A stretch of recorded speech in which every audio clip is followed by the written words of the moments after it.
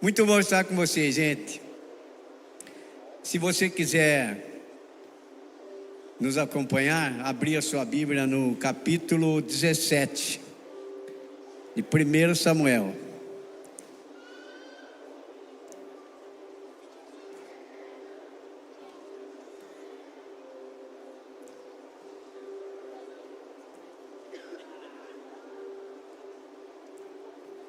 Primeiro Samuel capítulo 17.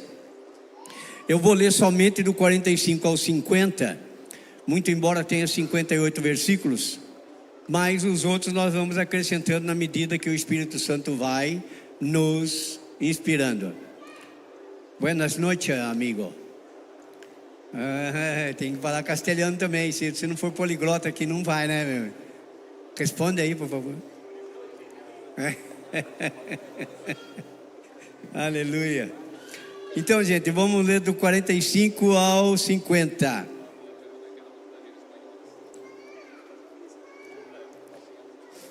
E o Senhor vai nos mostrar tudo aquilo que Ele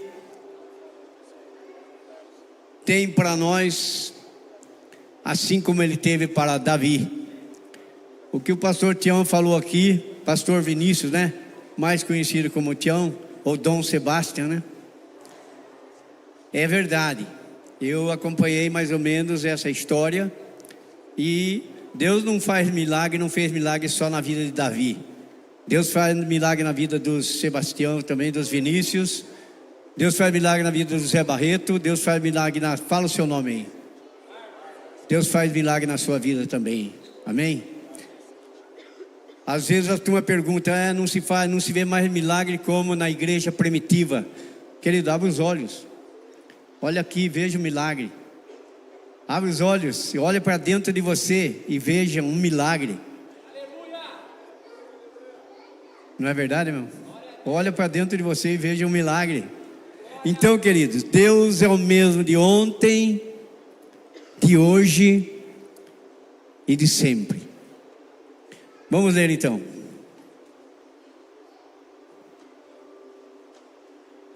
Davi, porém, disse ao filisteu: Tu vens a mim com espada, e com lança, e com escudo.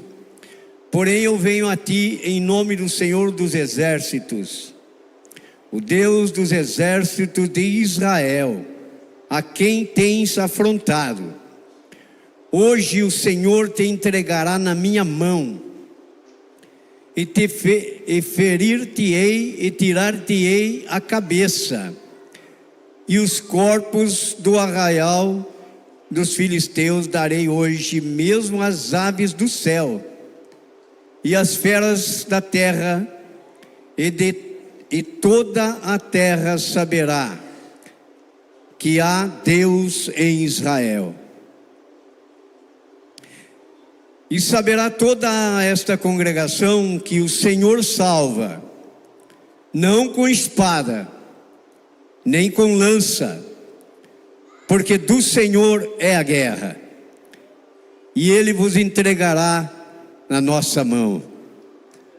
E sucedeu que, levantando-se o filisteu, indo encontrar-se com Davi, apressou-se Davi e correu ao combate, a encontrar-se com o filisteu.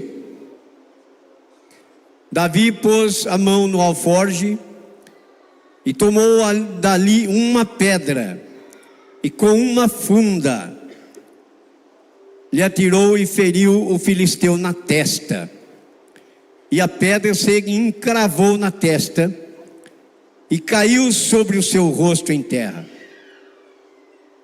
Assim Davi prevaleceu contra o filisteu com uma funda e com uma pedra, e feriu o filisteu e o matou, sem que Davi tivesse uma espada na mão.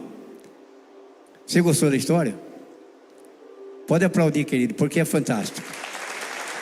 Isso é fantástico. Tem um canal aqui que diz que tem um programa chamado Fantástico. Fantástico é isso daqui, cara. Isso é fantástico. é o sobrenatural de Deus em quem teme, confia no seu nome. Nós vemos que aqui estava realmente uma guerra representativa. De um lado, os filisteus, do outro lado, Israel, e no meio, um vale. Toda guerra tem, até guerra tem seu estatuto, sabia disso? Até guerra. E ali também tinha um estatuto. E a Bíblia diz que um gigante desafiava Israel 2 vezes por dia durante 40 dias. Vocês tiram a conclusão aí que vexame. 40 dias, o rei Saul com seus quase 2 metros de altura, o seu exército totalmente preparado, ouvindo um homem desafiando Israel, e ninguém tinha coragem realmente de tomar partido. Mas o que eu quero dizer é que gigantes existem, querido. Os gigantes estão presentes na nossa vida desde o momento que você nasce. Nós nascemos para vencer. Eu gosto que quando Deus terminou a criação, Ele olhou tudo assim, e Deus, na Bíblia diz que Deus disse que tudo era bom. E Deus disse para o homem, dominai. Só que o homem domina, não é para dominar, sobre julgar alguém. É dominar aquilo que interfere no seu caráter. É dominar aquilo que realmente atrapalha o relacionamento seu e atrapalha a sua intimidade com Deus. É nesse sentido que o homem tem que ser dominador. Dominar, para ser mais claro, dominar o pecado, dominar a corrupção, dominar a falta de vergonha e ser um povo íntegro. Por isso que Deus falou, dominai. E se Deus disse dominai, meu amigo, eu acredito. Então, por mais que seja realmente direcionada para nós alguma frase que nos machuque, que nos acerte como uma flecha, nos querendo deixar para baixo, você realmente olha para Deus e fala assim, eu nasci para vencer. Você veio nesta noite aqui, querido, porque Deus te chamou para ser um vencedor. Deus olhou para Davi, Deus olhou para Samuel e disse, Samuel, vai até a casa de um homem chamado Jessé, porque lá está um homem segundo o meu coração. Meu Deus.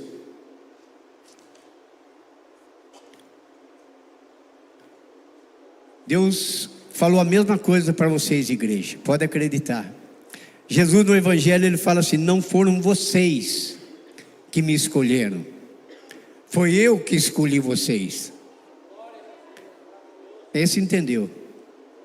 Eu vou falar de novo, vamos ver se vocês entendem. Jesus olhou, escreveu no Evangelho, não foram vocês que me escolheram, foi eu que escolhi vocês. Amém? Isso é pouca coisa, gente.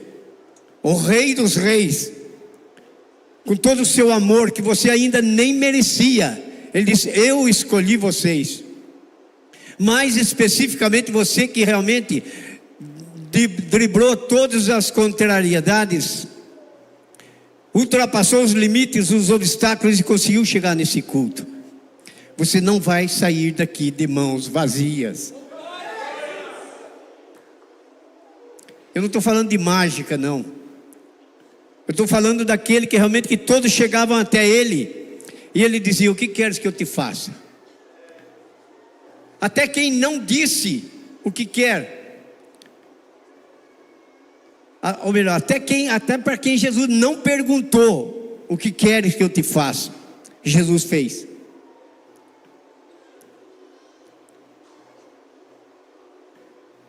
O leproso olhou para Jesus e falou, se tu queres, podes curar-me. Jesus não perguntou, o que você está querendo? O leproso falou, se tu queres, pode curar-me. E Jesus disse, seja curado. Meu Deus. Vocês conhecem outro Deus que tem esse poder? Por isso que ele diz, eu sou o único Senhor, não há outro Deus além de mim. Queridos, nós estamos diante de uma guerra representativa aqui, e os gigantes existem. O gigante se apresentou na frente de Israel. Os gigantes se apresentam na nossa caminhada. Os gigantes nos afrontam em tudo, tudo que nos atormenta, tudo que você realmente fica meio para baixo. O que eu vou fazer? O que eu não vou fazer? Será que eu vou vencer? Será que eu não vou vencer? Meu Deus, onde é que o Senhor está? Parece que o Senhor esqueceu de mim. Não, querido, os gigantes existem para te forjar. Ouro só aparece depois de ser realmente a não sei quantos graus. Querido, eu só posso estar aqui depois de todos os momentos que eu fui forjado na minha vida, porque senão eu seria um frouxo. Quando eu casei, eu fui forjado, querido, porque antes de casar eu arrumei 9 filhos da minha mãe. Meu pai morreu, deixou eu com 9 filhos da minha mãe. Falei, meu Deus, eu acho que eu vou me sumir, eu acho que eu vou desistir, mas não desisti, e venci em nome do Senhor Jesus Cristo. 9, a hora que eu casei foi a moleza, porque daí veio um de cada vez. Depois de 7 anos outro, depois de 4 anos outro. Nossa, que moleza. Eu gastava 5 quilos de arroz para fazer quase um almoço. Eu com a minha mulher gastava uma mãozinha assim. Nossa, como o negócio ficou bom, cara. Como ficou gostoso. Então que Deus te forja hoje, Deus te aperta hoje, para que você possa amanhã realmente dar o grito da vitória. Sem ser apertado, querido, você vai ficar frouxo o resto da vida. Um gigante pode ser um sentimento desastroso, pode ser interno, pode ser um vício, pode ser um pecado, pode ser uma pessoa mal intencionada, pode ser externo também, um gigante na nossa vida. Pode ser uma infidelidade. Ninguém casa para ser vítima de uma infidelidade, mas infelizmente, quando se dá uma brecha e alguém sofre umas consequências terríveis da infidelidade. E a infidelidade, querida, ela não vai só para o cônjuge, ela é extensiva, ela atinge toda a família. É por isso que tem as famílias disfuncionais, é por isso que tem as casas de recuperação, e glória a Deus que tem, porque quantos estão internados lá, querido, não gostariam de estar, mas hoje estão lá agradecendo a Deus pela oportunidade que vão ter amanhã de sair e dizer, eu sou livre. Tem uns que são meio sem vergonha mesmo, mas Deus cura até sem vergonhice, pode crer, querido. Aleluia, assina embaixo.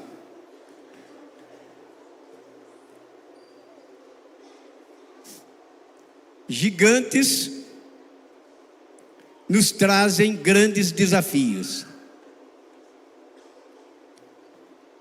mas Deus chamou você para enfrentar desafios e ser vencedor.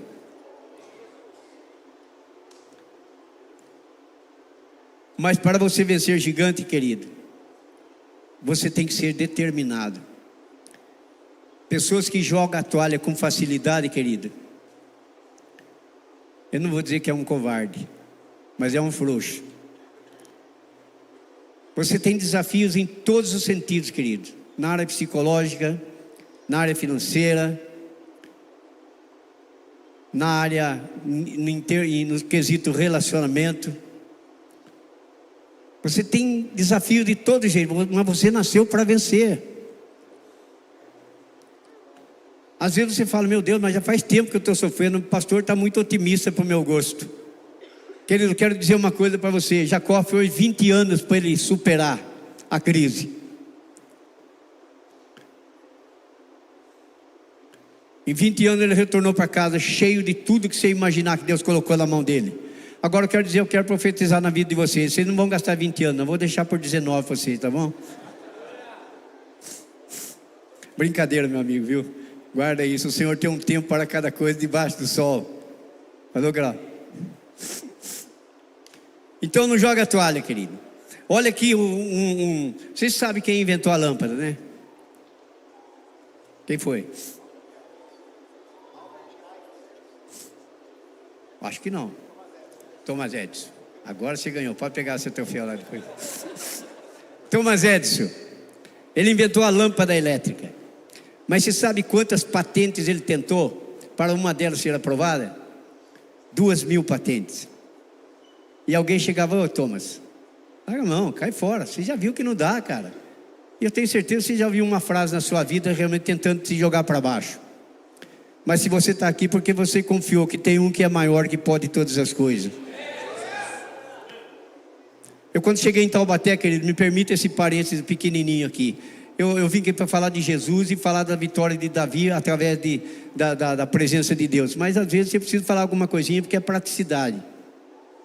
Eu quando cheguei em Taubaté em 73, eu tinha uma sandália havaiana para mim ir trabalhar e um sapato para mim ir na igreja. Eu não andava muito com o sapato para não gastar. E uma bicicletinha do pneu careca. E quando eu entrei para trabalhar e fiquei um tempo trabalhando, alguém olhou para mim e falou assim: procura outra profissão, porque essa aqui você não tem futuro. Eu falei: o quê? Meu pai criou 10 filhos, sendo barbeiro, dedicou uma vida para me ensinar, e eu não vou vencer? Quem é você, seu incircunciso, para falar um negócio desse para mim? Está na veia, está no sangue. Creia, querido. E se não tiver na sangue, está realmente no seu otimismo, no seu entusiasmo, e Deus vai te fazer capaz. Passados esses 50 anos trabalhando em Taubaté, eu enfrentei os maiores feras da tesoura daquela época. E cheguei a adquirir uma clientela que trabalhava das 8 horas da manhã às 11 horas da noite, sem parar. E que o Senhor me proveu tudo o que eu tenho até hoje. E hoje eu posso dizer: tudo posso naquele que me fortalece. Aleluia, pode aplaudir.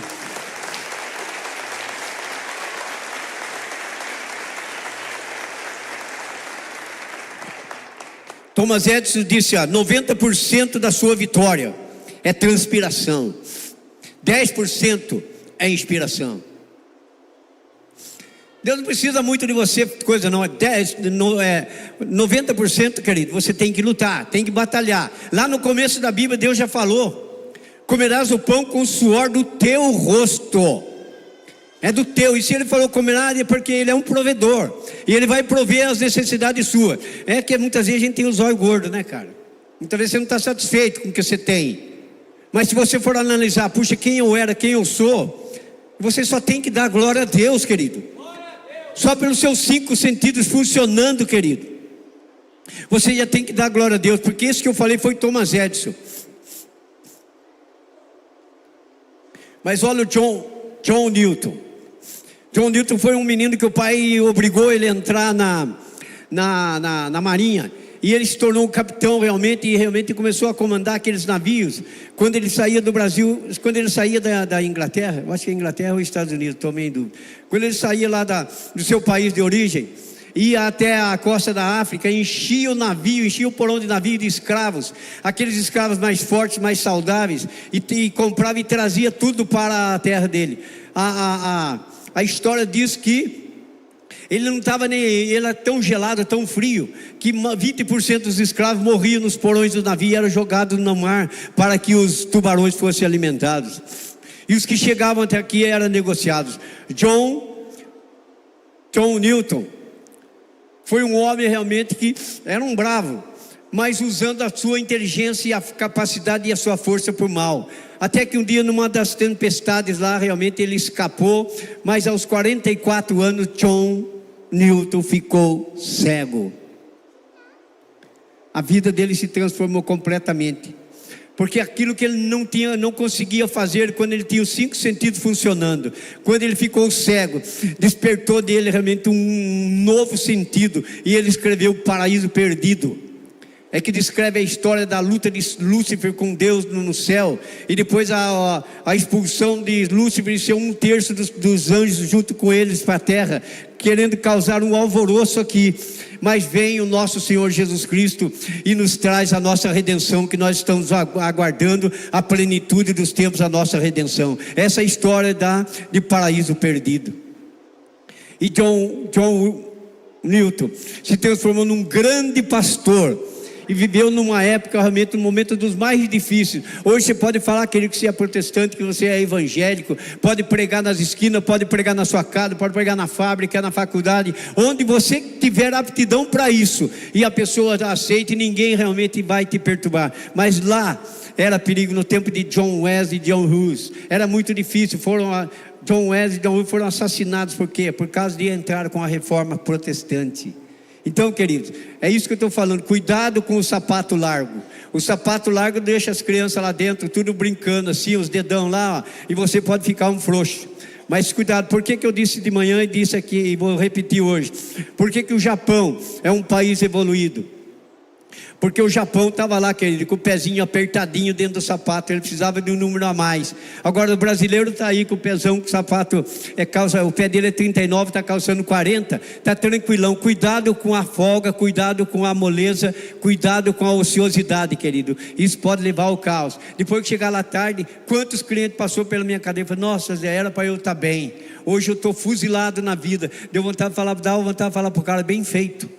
Tudo que você plantou no seu passado, você está colhendo agora. Mas a gente respeita por ética, não é verdade? Então, queridos, está aí, ó, John Hughes, aos 44 anos ficou cego. E aos 50 anos, ele gastou 5 anos para escrever realmente esse clássico que é Paraíso Perdido. Como que ele escreveu em 5 anos o Paraíso Perdido? Ditando para alguém escrever. E você com os 5 sentidos funcionando, o que você está fazendo, querido? Eu sei que você está fazendo muita coisa, mas Deus tem mais coisa para você a partir de hoje, em nome do Senhor Jesus Cristo. Beethoven, o grande músico Beethoven, já tentaram de todo jeito induzir a mãe dele para que o abortasse, porque parece que ele estava para nascer com certa normalidade. O homem se tornou um dos maiores músicos de todos os tempos. Beethoven ficou surdo aos 46 anos. E as sinfonias que ele escrevia, as músicas maravilhosas dele. Quem já ouviu sinfonias de Beethoven? Erga a mão aí. É coisa maravilhosa. Quem não ouviu, digita lá no Google e fala: nona sinfonia de Beethoven. A nona sinfonia de Beethoven, ele escreveu ela surdo. Diz a história dos entendidos que ele punha o ouvido no chão e ficava ouvindo vibrações. E a partir dali ele escreveu essa nona sinfonia de Beethoven. Então, queridos, olha as limitações, porque foram homens que não jogaram a toalha. Não jogue a toalha, querido. E começar do seu GC. Deixa de mimimi. Deixa de criticar o teu chefe, o teu líder lá, querido. Leva presente para ele, querido, entendeu? Leva um dinheirinho para ele ajudar a pagar a luz do anfitrião da casa que está lá, querido. Sabe como é que é? Na minha não precisa não estou falando para divulgar a minha não. Pode usar à vontade, Deus tem provido maravilhosamente bem. Mas deixa de criticar, entra num clima fraternal no seu GC, querido. Se ame entre si. Sabe por quê? A vizinhança do seu GC está de olho para ver o relacionamento de vocês. Porque tem gente que fala: estou com vontade de entrar nesse GC, mas parece que o negócio lá é meio igual aqui fora. Calma, querido. Às vezes a pessoa está exagerando, mas às vezes também nós estamos devendo alguma coisa. Então vamos nos tocar aí, tá bom? Então vamos entrar aí, querido. Agora, o que tem a ver a vida da guerra realmente lá dos filisteus com o Israel? Tem tudo a ver com a nossa vida. E eu vou apresentar aqui para vocês algumas características que você tem que desenvolver na sua vida para que você possa vencer. Não é deitar de braço cruzado e começar a cantar: eu quero trabalhar para o meu Senhor. Deitado na rede? Meu amigo, tem que suar. É 90% de transpiração e 10% de inspiração. Agora a inspiração vem de onde? A inspiração pode vir da genética. A inspiração vem de Deus, com toda certeza. Porque se já veio da genética, já é de Deus. Mais genética, mais o sobrenatural de Deus, dá o quê? Dá um homem vencedor, dá uma mulher vencedora. Amém? Glória a Deus. Feche os olhos só um pouquinho, por favor. Não abre.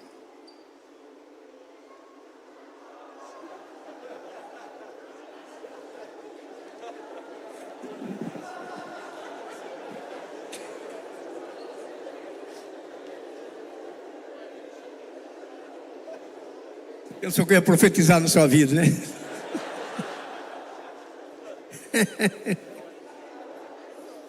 Aleluia. Então, querido, certas características não tem como você escapar dela. Uma das características que Davi desenvolveu, ele não aceitou pessimismo. Se você pega aí no seu celular aí no 24, Está escrito aí, ó, todos os israelitas vendo aquele homem. Que homem? O gigante, quase 3 metros de altura, todo paramentado. Só a ponta da lança do cara pesava quase 8 quilos. Você imagina, toda vez que ele gritava: sai um homem do meio de Israel aí, seu bando de frouxo. Alguém que possa confrontar comigo. Se você vencer, nós seremos súditos de vocês. Se vocês perderem, vocês nos servirão. Saul estava tão tonto ali, querido,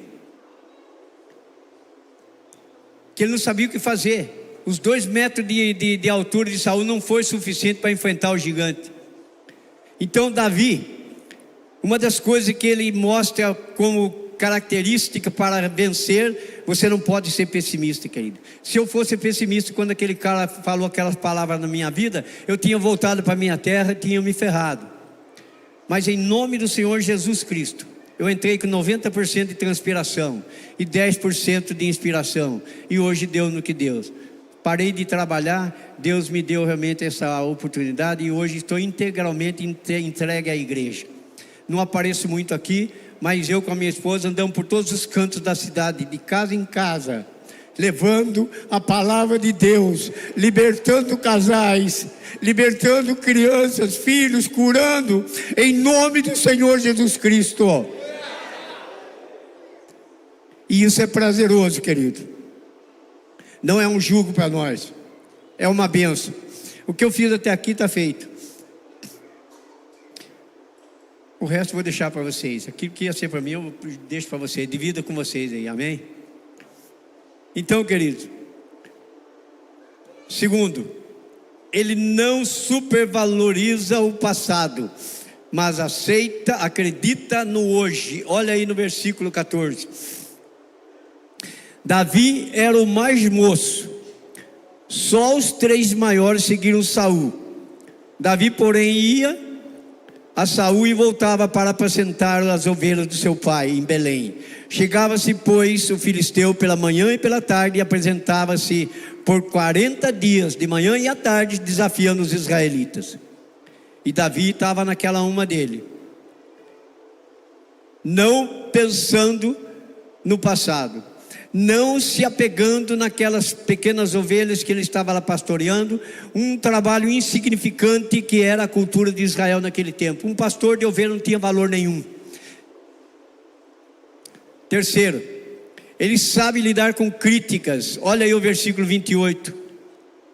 Ouvindo a Eliabe, seu irmão mais velho, falar aqueles homens, acendeu-se-lhe a ira contra Davi, e disse: por que descestes até aqui? E a quem deixastes aquelas poucas ovelhas no deserto?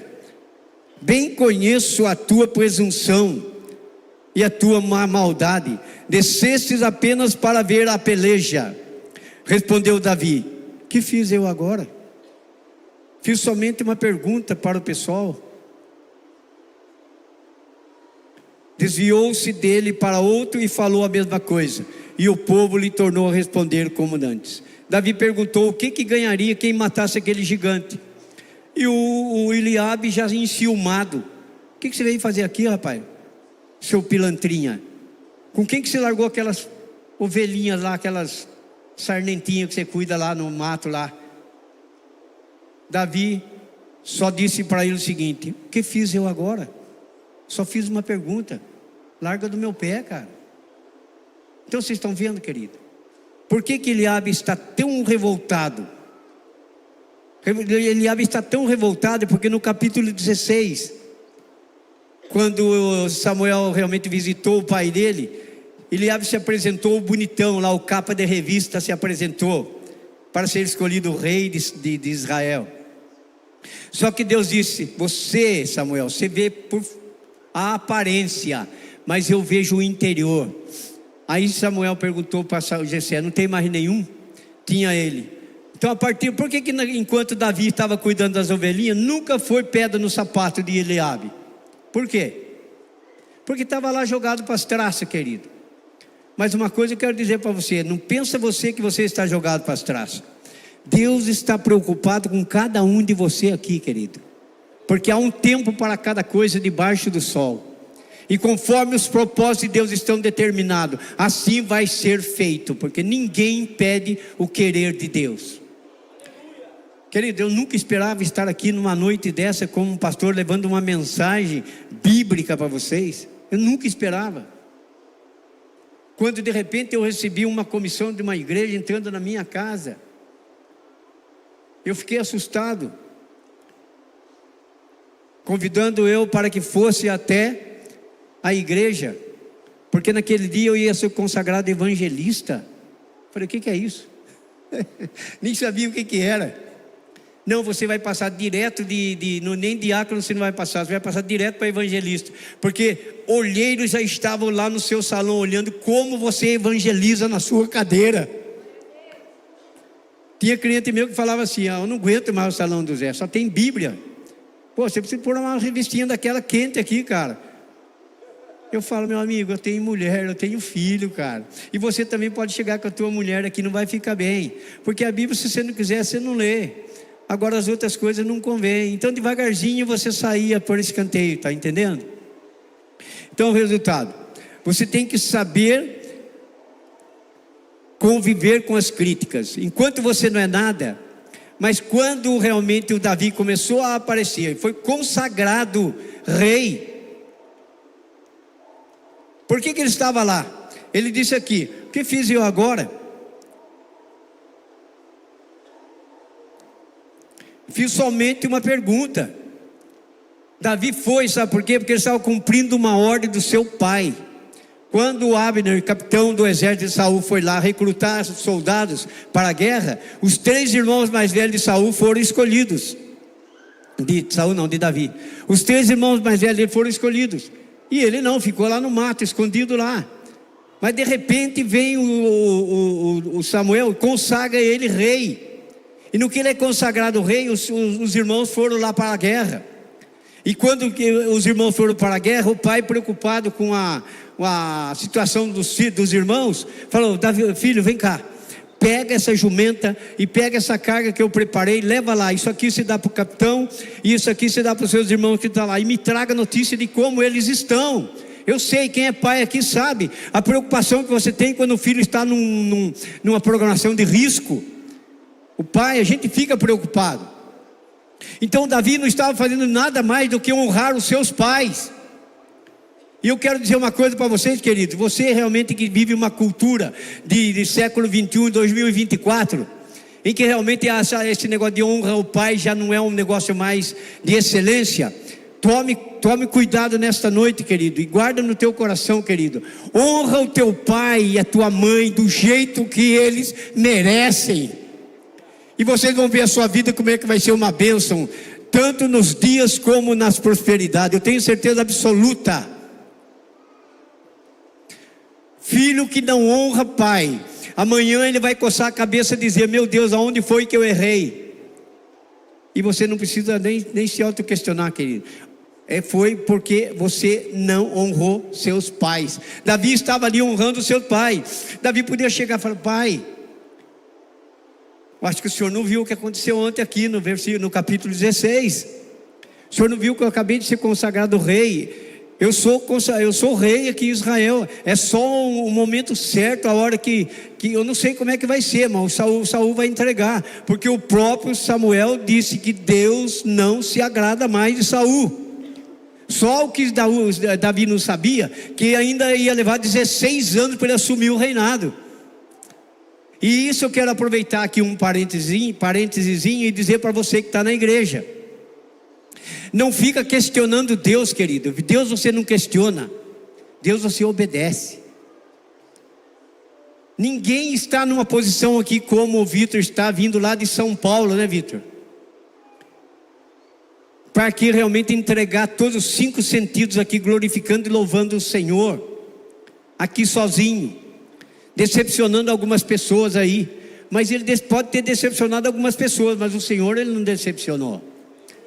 Eu não sei, mas pode ser que tenha alguém que chegou, ai meu Deus, mas pensei que era a banda hoje. Quem é esse cara? Ele é um servo do Senhor que saiu lá de São Paulo e veio aqui para somar com a gente e adorar o nome do Senhor. Ai, mas eu queria que ele cantasse a música tal, porque eu gosto daquela música e tal. Meu amigo, você não veio aqui para escolher. Você quer música? Liga pro rádio daqui a pouco lá e pede a música que você quiser, vai ouvir lá. Lá no rádio você pede a música que você quiser. Aqui não, querido. Aqui quem dita no coração da liderança é o Espírito Santo. Ele prepara as músicas aqui. Ah, mas não gostei muito. Você não tem que gostar nada, querido. Você tem que saber se Deus gostou do seu clamor, da sua oração, do seu louvor e da sua adoração. Não venha para o culto e volta do mesmo jeito, pelo amor de Deus. Quando você vem em sua casa tem que estar em ordem. E quando você volta, querido, tem que estar melhor. Senão você pode cair do cavalo. Ah, falar do cavalo, eu vou contar do cavalo para vocês, né? Cuidado, você vem para a igreja, venha com a vida no altar.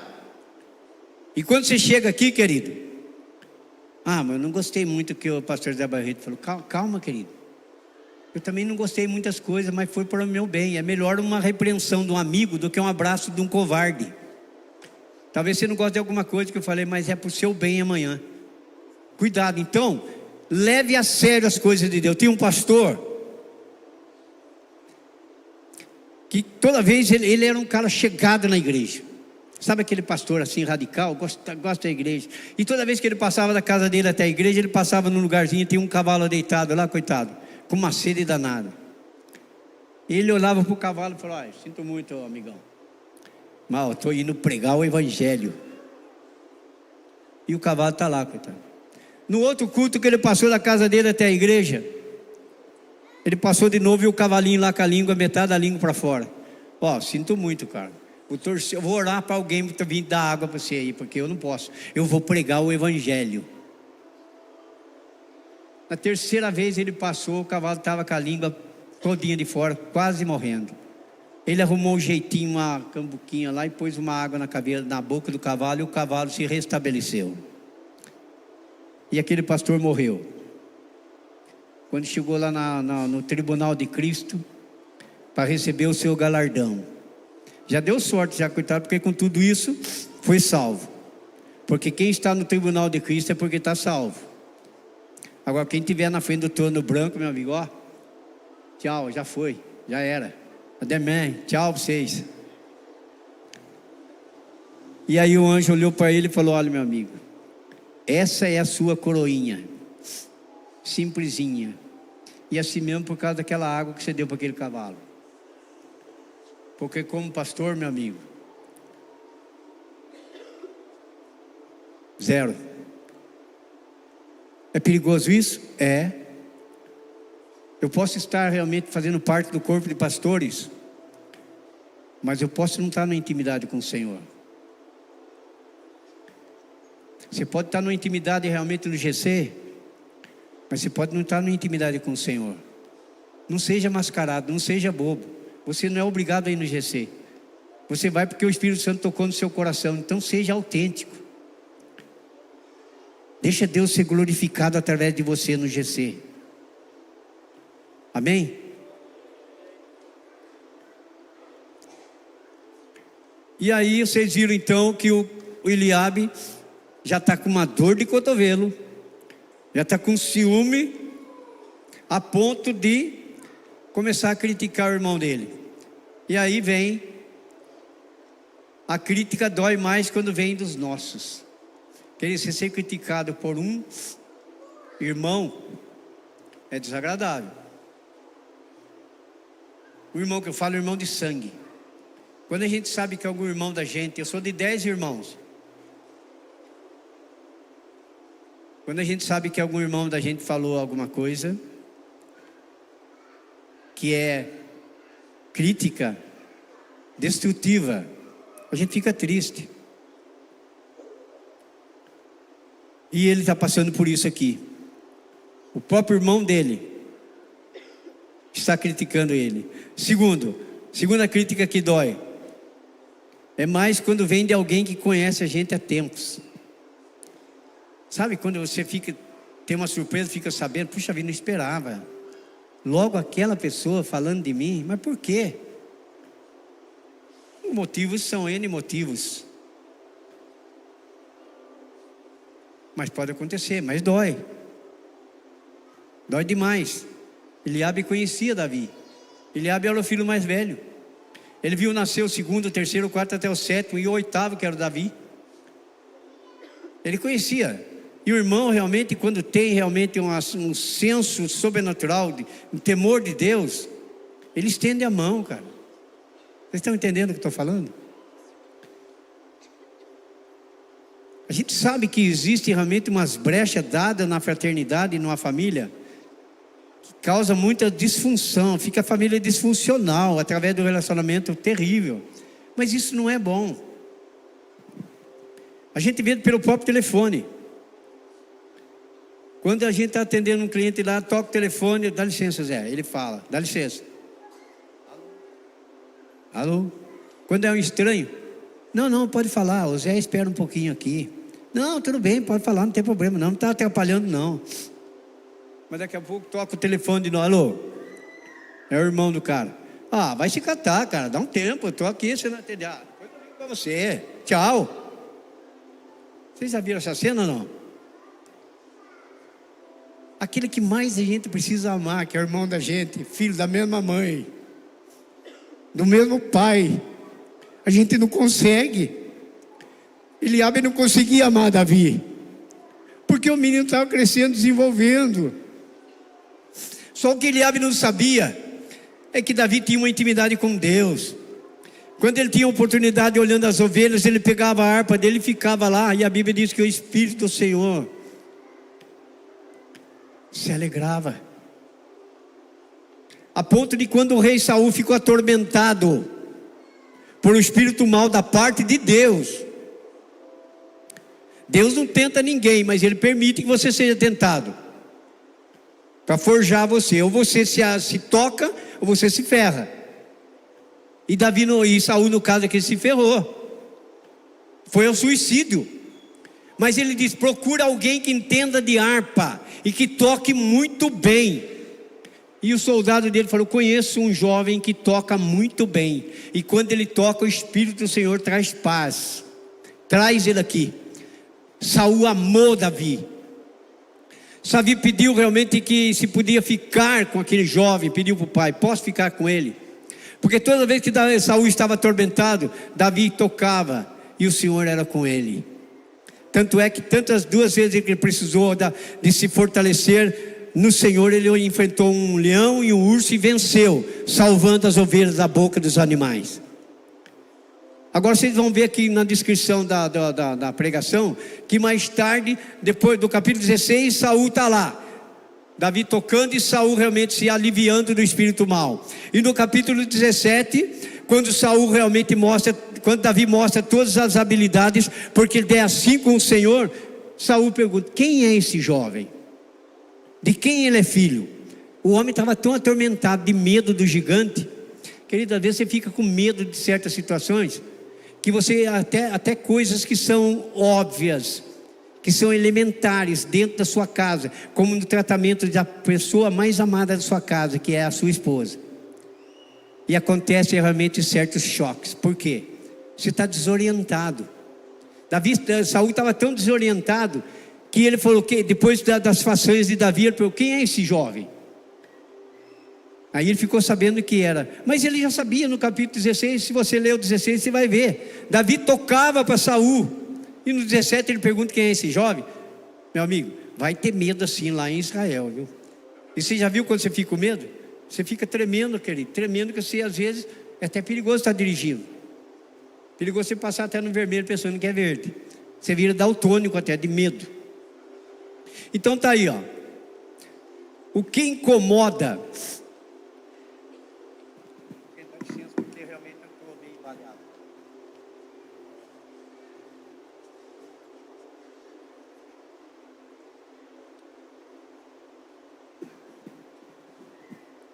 O que incomoda seus críticos não são os seus defeitos, e suas virtudes. O que incomodava Eliabe não foi o tempo que Davi estava lá, coitadinho, abandonado lá com as ovelhinhas lá, tocando harpa, mas ele estava alegre. Para Eliabe era uma despreocupação, mas para Davi era uma satisfação.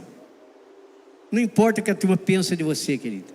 Importa o prazer, a satisfação que eu tenho com o Senhor. No meu casamento, na minha paternidade, no meu ministério. A despeito de todas as minhas falhas, a despeito das nossas falhas. E aí então, o que incomoda as pessoas, os críticos, não são os seus defeitos, mas sim as suas virtudes. Um historiador aí, brasileiro, às vezes eu ouço ele falou: você quer ver se um cara é seu amigo de verdade? Chega nele e conta a sua situação, o progresso que você está tendo na sua vida. A hora que seu amigo perguntar: e daí, como é que vai? Ah, você não está sabendo, cara? Acabei de fechar um negócio, um contrato aí, cara. Comprei 10 postos de gasolina. E eu estou entrando também agora, tá aberto outro contrato aí, nós vamos fechar. Eu estou comprando uma rede de hotéis. Você já começa a olhar na cara do seu amigo já, ele já começa: ai, gostosão. Está querendo me humilhar? Querido, você não pode falar os bens que você tem.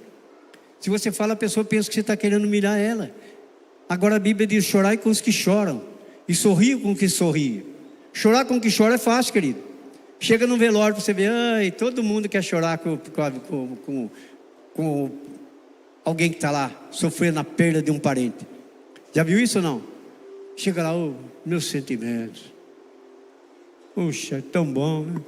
Maravilhoso. Seu pai era uma coisa maravilhosa. Nem conhecia o pai do cara direito. Agora, chega você e começa a contar: olha, a minha vida, rapaz, mudou da água para o vinho. E começa a contar o que você tem. Começa a contar o que Deus fez na sua vida.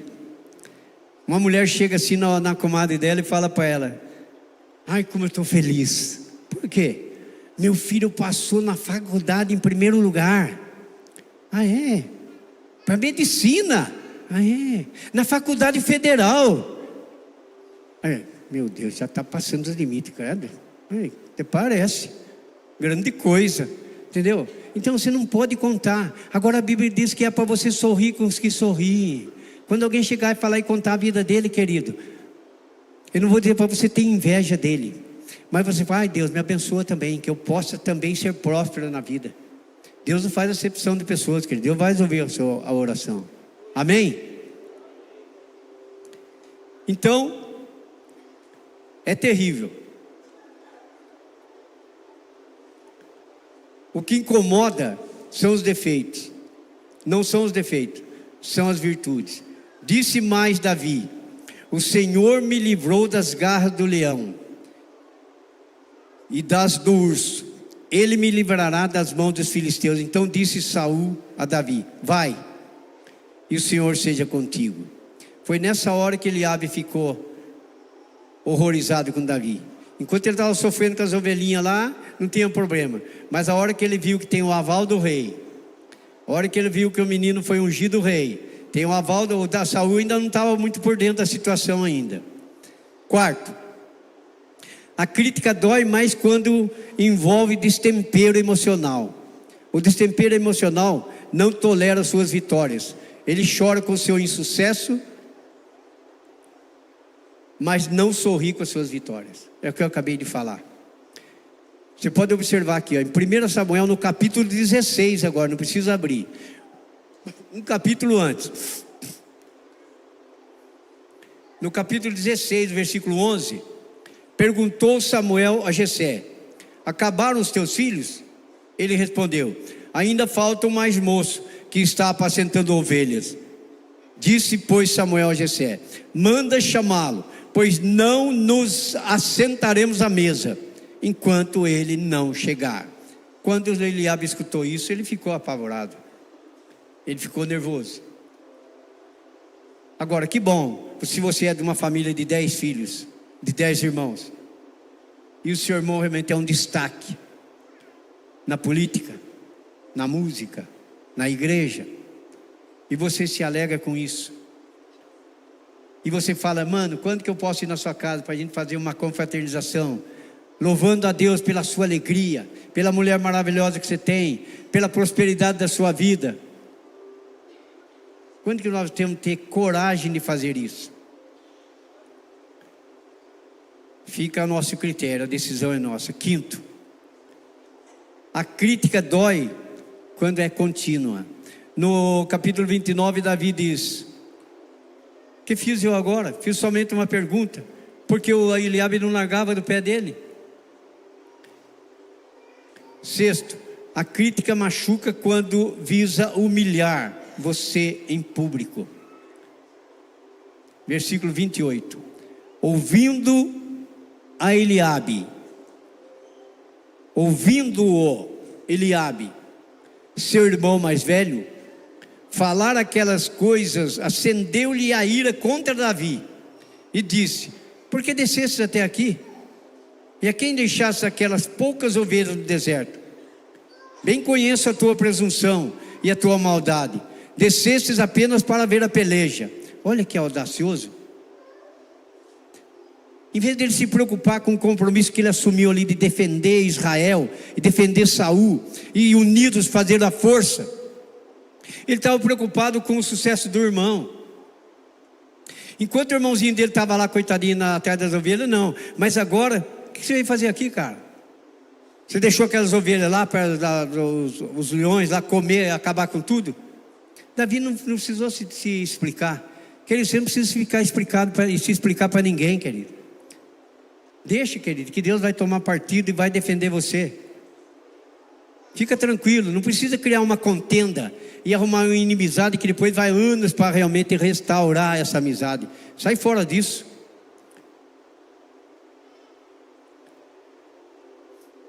Próxima, outra característica é que você tem que se especializar no que você faz. Olha só, nos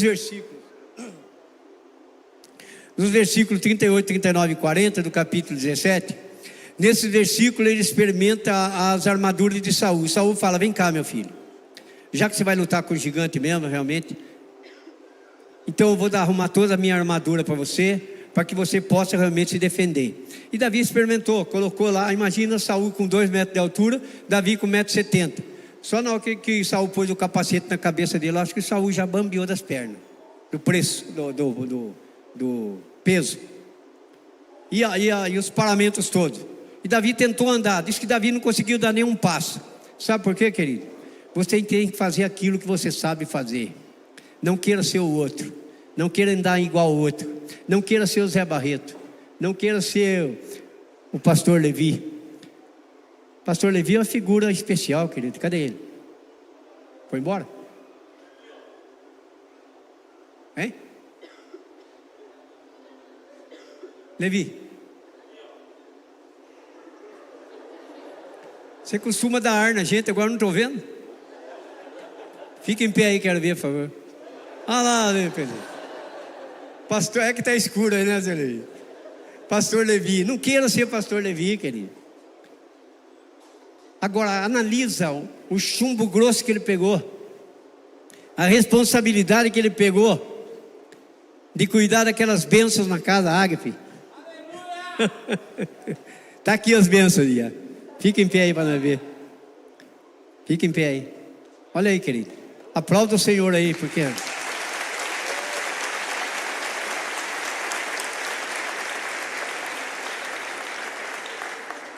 Davi falou: pode tirar. Saul, muito obrigado pela sua preocupação, agradeço, mas o meu negócio é o cajado, uma funda e pedra. É isso que eu aprendi a fazer.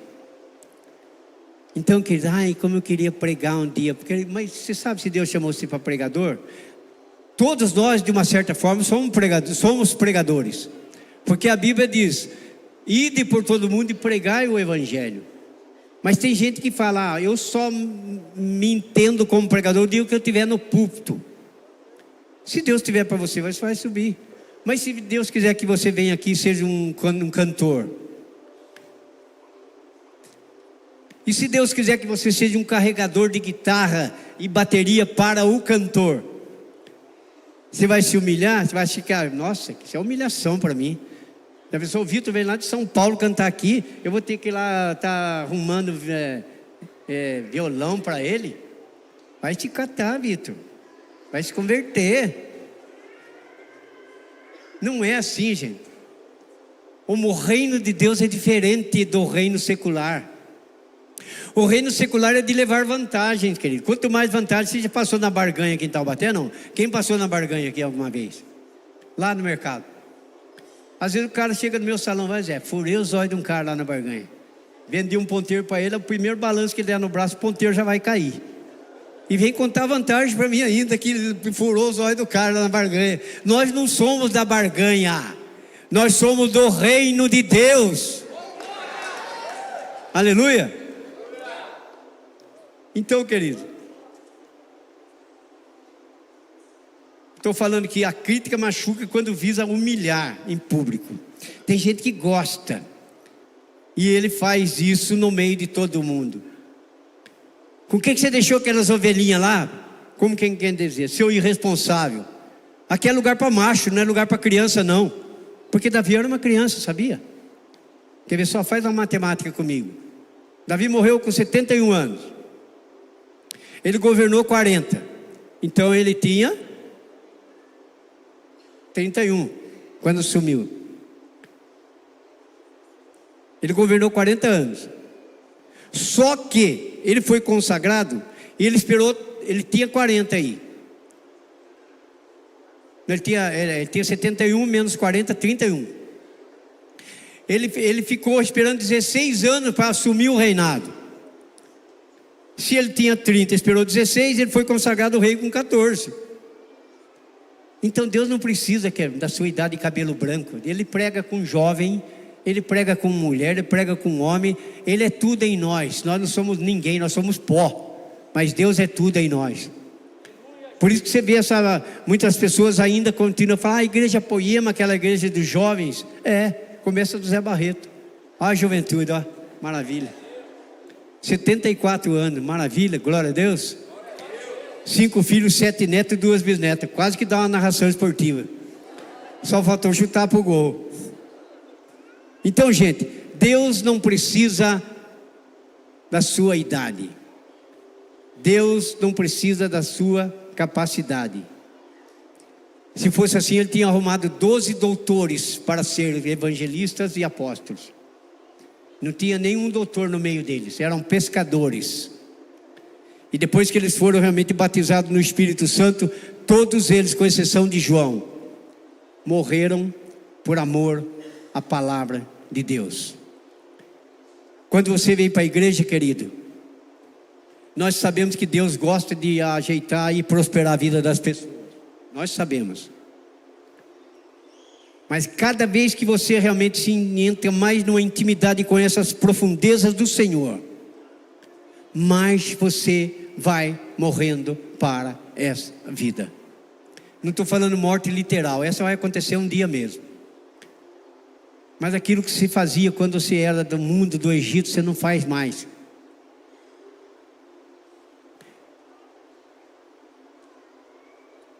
Então, Davi soube se safar da humilhação em público. E agora ele está aqui e fala para o Saul: eu não preciso disso. Eu tenho uma funda, eu tenho pedras, e é isso que eu tenho feito. E quando eu preciso exercer a minha força, eu confio naquele que tudo pode. Enfrentei leão e venci. Enfrentei urso e venci. Isso se você quiser dar um pulinho lá, porque você pensa às vezes que você enfrenta um problema e acabou. Queridos, os problemas não vão acabar enquanto não terminar essa vida. Se você ver no capítulo 30, no versículo 6, Davi está lá. Davi saiu para uma guerra. Quando ele voltou, os amalequitas entraram na cidade dele lá em Ziglag e assaltaram tudo, levaram as mulheres, crianças e levaram tudo. E o que aconteceu? Porque Davi saiu com 600 homens. E quando ele retornou, nada mais na cidade. E em vez dos 600 homens ser a favor de Davi, viraram todos contra Davi. E a Bíblia diz que queriam apedrejar Davi. Mas Davi não se abateu. Davi foi e disse assim: Senhor, posso perseguir os amalequitas? E Deus falou: vai que eu serei contigo. Conquistou 600 soldados de novo. Não é você que vai conquistar o seu inimigo, querido. É Deus que vai trazer ele na sua mão.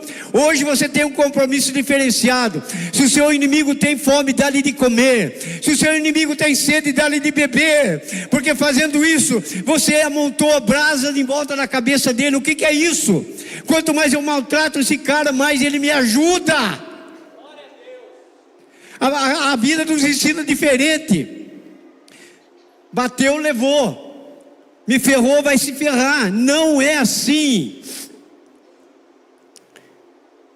E até chegar o dia da nossa ida embora, nós estaremos aprendendo com o Senhor. 3 anos Jesus discipulou os apóstolos. 3 anos Jesus discipulou Pedro. E quando Jesus foi preso no Getsemane, Pedro, mais do que depressa, tirou a espada e cortou a orelha do soldado mau. A orelha caiu no chão. E Pedro pensou: pô, o que é isso? Vai mexer com o meu mestre? Mexe comigo. Ai, até parece que ele é poderoso. Parece que ele que era o Jesus ali. Jesus abaixa, pega a orelha do Malco e cola de novo. E diz: Pedro, quem com ferro fere, com ferro será ferido. Isso é ser crente.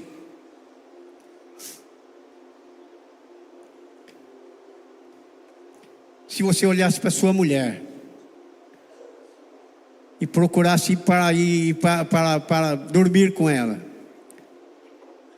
e antes que o sol se pusesse, vocês entrassem no entendimento e se perdoassem, o seu lar seria muito mais abençoado do que é. Se o seu relacionamento conjugal já é bom, adote essas práticas e você vai experimentar a terceira pessoa da Santíssima Trindade envolvendo o seu relacionamento. O nome dele é Espírito Santo. O Espírito Santo é o nosso consolador. É aquele que consola a dor. É o nosso ajudador. É o nosso advogado.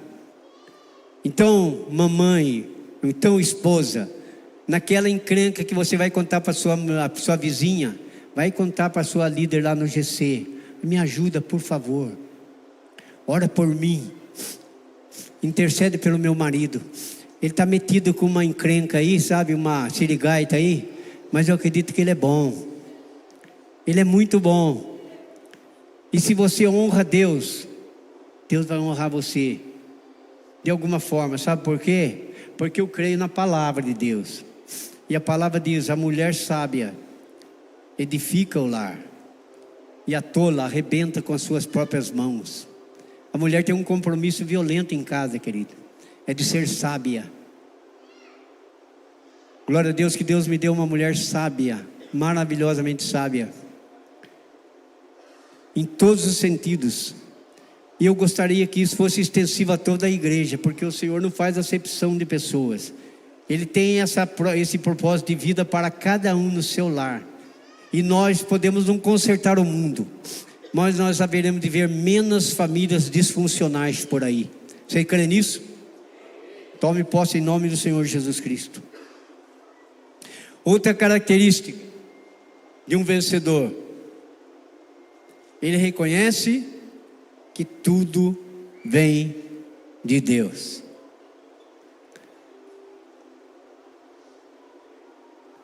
Versículo 45. Davi, porém, disse ao filisteu: tu vens contra mim com espada e com lança e com escudo.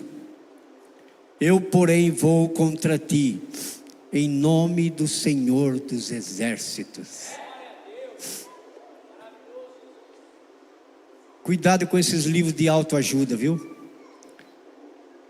A internet faz um comercial tremendo ali, que você tem que comprar aquele livro que vai modificar realmente o relacionamento com a sua mulher, com os seus filhos, na sua empresa, entendeu? Não acredita em livro, eu nunca li, nunca vou ler. Eu tenho um livro chamado Livro de Autoajuda, que tem 66 livros, 31.100 e poucos versículos, 1.200 capítulos. Se eu não entender esse livro de autoajuda aqui, querido, vou ser um derrotado fácil.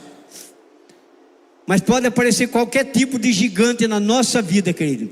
Nós vamos dar o grito: somos mais que vencedores, em nome do Senhor Jesus Cristo. Amém?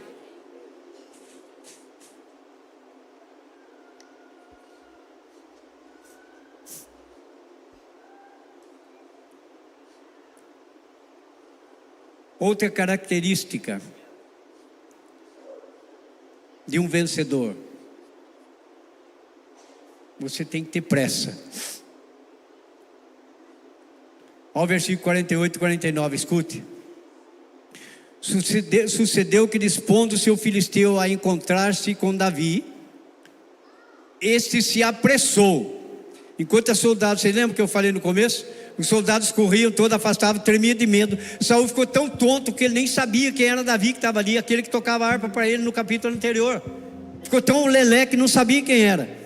Sucedeu que, dispondo-se o filisteu a encontrar-se com Davi, este se apressou e, deixando as suas fileiras, correu de encontro ao filisteu. Davi meteu a mão no alforje e tomou dali uma pedra e com a funda lhe atirou e feriu o filisteu na testa. A pedra encravou-se na testa e ele caiu com o rosto por terra. Meu Deus, pressa, querido. A coisa não está andando bem, não se afrouxa, não fica na frente da televisão, não fica na internet não, querido. Vai aonde precisa, ora a Deus, levanta a mão e fala: Senhor, me dá sabedoria. Eu nasci para vencer, eu nasci para dominar, eu creio. Senhor, restaura o que está errado na minha família, no meu relacionamento, no meu emprego, no meu ministério. E por último,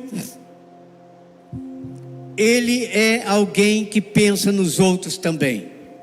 Tenha sensibilidade e ajuda o próximo. Versículo 52.